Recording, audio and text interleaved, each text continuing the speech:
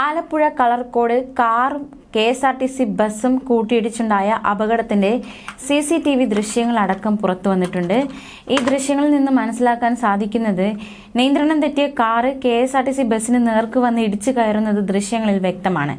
അമിത വേഗതയിൽ വാഹനങ്ങൾ കടന്നുവരാൻ സാധ്യതയില്ലാത്ത മേഖലയാണിതെന്നും കനത്ത മഴയിൽ കാഴ്ച മങ്ങിയതാകാം അപകട കാരണമെന്ന് സംശയിക്കുന്നതായിട്ടുള്ള മോട്ടോർ വാഹന വകുപ്പ് ഉദ്യോഗസ്ഥരുടെ പ്രതികരണവും ശ്രദ്ധേയമാണ്.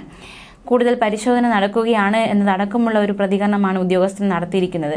എന്തായാലും ഭയാനകമായിട്ടുള്ള ആ ഒരു അപകടത്തിൻ്റെ ഒരു CCTV ദൃശ്യങ്ങൾ അടക്കം പുറത്തു വന്നിട്ടുണ്ട്. മാത്രമല്ല ഈ അപകടമുണ്ടായ ആ സ്പോട്ടിൽ തന്നെ ബസ്സിന്റെ മുൻഭാഗത്തെ ചില്ലുകൾ തകർന്നു വീഴുന്നതടക്കം CCTV ദൃശ്യങ്ങളിൽ നിന്ന് വ്യക്തമാണ്. അമിത വേഗതയിലെത്തിയ കാർ ബ്രേക്ക് ചെയ്തപ്പോൾ തെന്നി ബസ്സിന് നേരെ വന്നതായിരിക്കാം എന്നാണ് നിഗമനം. ഇത് കണ്ട് ഡ്രൈവർ ഇടതുവശം ചേർത്ത് നിർത്തിയെങ്കിലും ബസ്സിന്റെ മുൻവശത്ത് കാർ ഇടിച്ചു കയറുകയായിരുന്നു. കാർ ഓടിച്ചയാളുടെ ശ്രദ്ധക്കുറവ് കാരണമാണ് അപകടമുണ്ടായതെന്നാണ് റിപ്പോർട്ടുകൾ.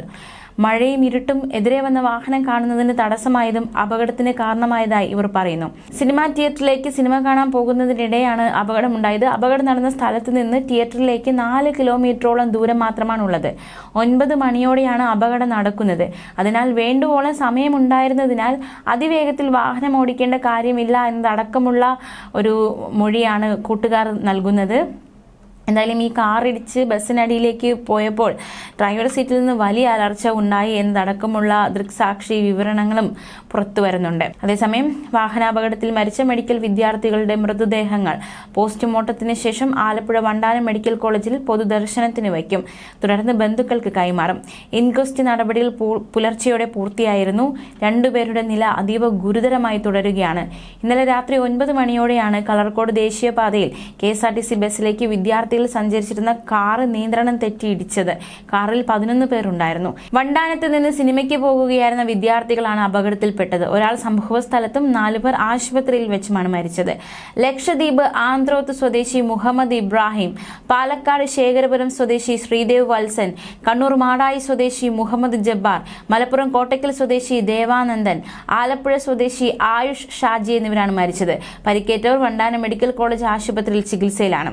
ഗുരുവായൂർ നിന്ന് കായംകുളത്തേക്ക് പോവുകയായിരുന്ന KSRTC സൂപ്പർ ഫാസ്റ്റ് ബസ്സിലേക്കാണ് കാർ വന്നിടിച്ചത്.